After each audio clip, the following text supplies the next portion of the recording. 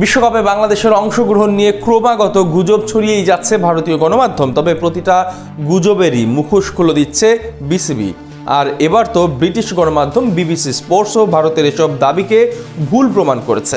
বিশ্বকাপে বাংলাদেশের খেলা নিয়ে নতুন এক খবর জানিয়েছে সংবাদ মাধ্যমটি। ব্রিটিশ গণমাধ্যমে সেই খবর নিয়ে বাকিটা জানবো প্রতিবেদন।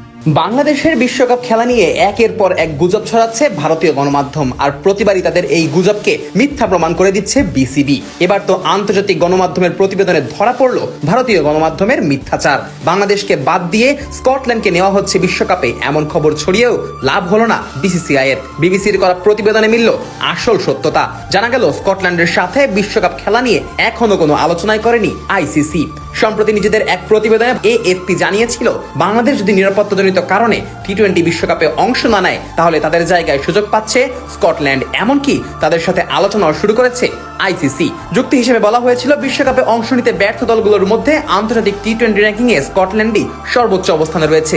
বর্তমানে তাদের অবস্থান 14 নম্বরে। তবে এই খবর প্রকাশের পর দিনই বেরিয়ে আসে আসল খবর। ইংলিশ মিডিয়া বিবিসি স্পোর্টস জানায়, এই বিষয়ে আন্তর্জাতিক ক্রিকেট কাউন্সিল এখনো ক্রিকেট স্কটল্যান্ডের সঙ্গে কোনো ধরনের আলোচনা করেনি। এমনকি স্কটল্যান্ড ক্রিকেট বোর্ডও আইসিসির সঙ্গে যোগাযোগ করার কোনো উদ্যোগ নিচ্ছে না বলে জানিয়েছে ব্রিটিশ এই গণমাধ্যমটি। মূলত বিসিবির প্রতি সম্মান জানিয়ে তারা পুরো বিষয়টি আইসিসির সিদ্ধান্তের উপরই ছেড়ে দিয়েছে।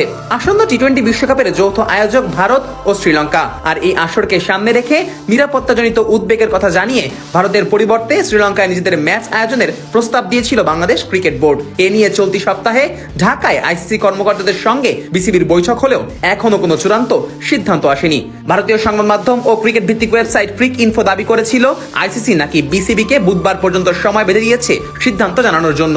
কিন্তু এখানেও ভারতীয় গণমাধ্যমের গুজবকে মিথ্যা প্রমাণ করেছে বিসিবি। খোদ বিসিবির সভাপতি আমিনুল ইসলাম বুলবুল জানিয়েছেন, আইসিসি থেকে এ ধরনের কোনো সময়সীমা নির্ধারণ করা হয়নি, অর্থাৎ ভারতের মিডিয়ায় ইচ্ছাকৃতভাবেই বিভ্রান্তি সৃষ্টি করেছে।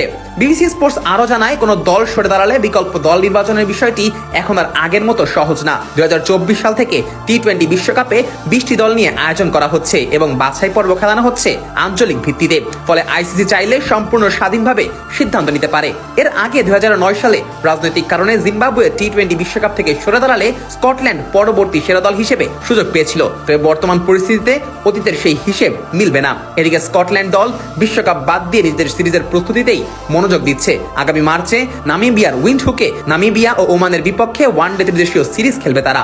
আগামী 7 ফেব্রুয়ারি শুরু হতে যাওয়া টি-20 বিশ্বকাপের গ্রুপ সি তে রয়েছে বাংলাদেশ, যেখানে তাদের প্রতিপক্ষ ইংল্যান্ড, ওয়েস্ট ইন্ডিজ, নেপাল ও ইতালি। বাংলাদেশের ম্যাচগুলো অনুষ্ঠিত হওয়ার কথা রয়েছে কলকাতা ও মুম্বাইয়ে। তবে নিরাপত্তা ইস্যুর কথা মাথায় রেখে সেই ম্যাচগুলোর ভেন্যু পরিবর্তনের আবেদন করেছিল বিসিবি। আর এরপর থেকেই একের পর এক গুজব ও একপাক্ষিক প্রতিবেদন করে যাচ্ছে ভারতীয় গণমাধ্যম, যদিও তাদের মুখোশটা ঠিকই খুলে দিয়েছে ব্রিটিশ গণমাধ্যম।